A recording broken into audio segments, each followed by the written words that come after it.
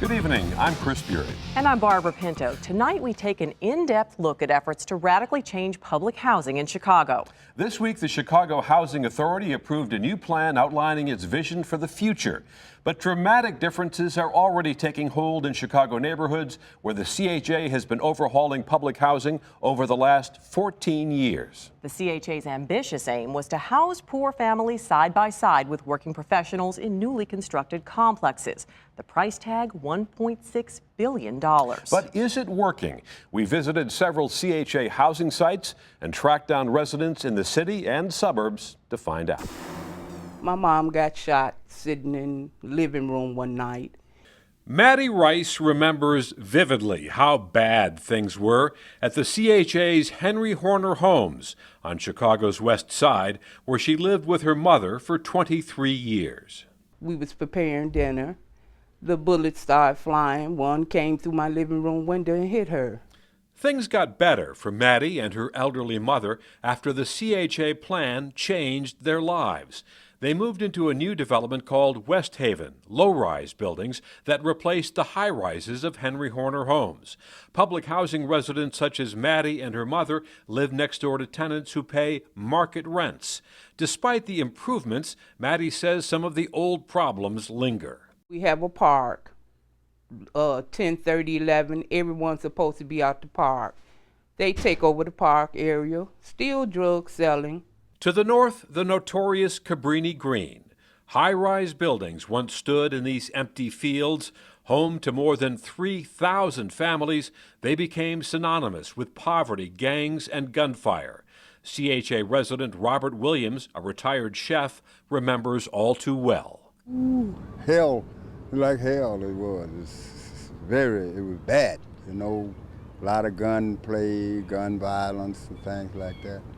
Williams has lived in the only surviving remnant of Cabrini Green, these old row houses, for 45 years. Now many of them are vacant and boarded up. The others will eventually be demolished.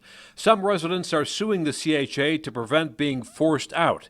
But several new mixed-income housing complexes now stand not far from where the last Cabrini Towers came down 2 years ago. Williams was happy to see them go. I felt good. I felt good about that. Still do. Glad to go on.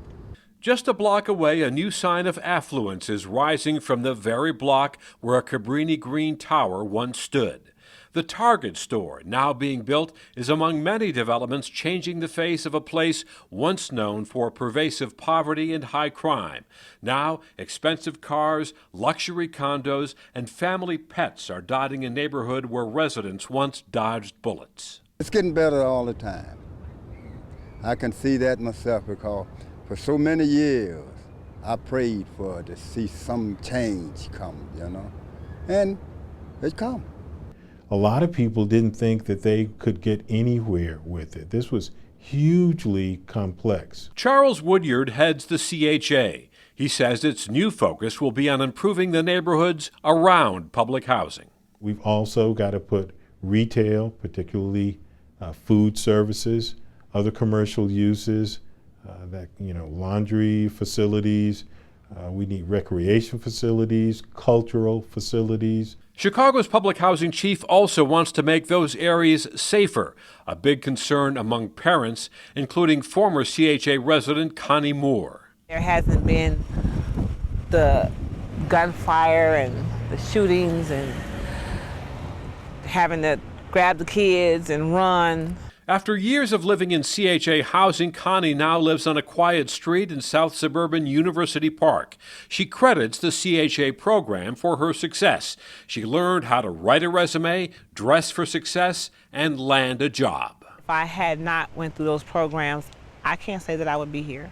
For Connie, the CHA was always just a temporary stepping stone to something better. Tending to the yard in front of her little house in the suburbs, she has big plans for the future. Traveling, I want to see the world. I want to see everything that God has given us to see.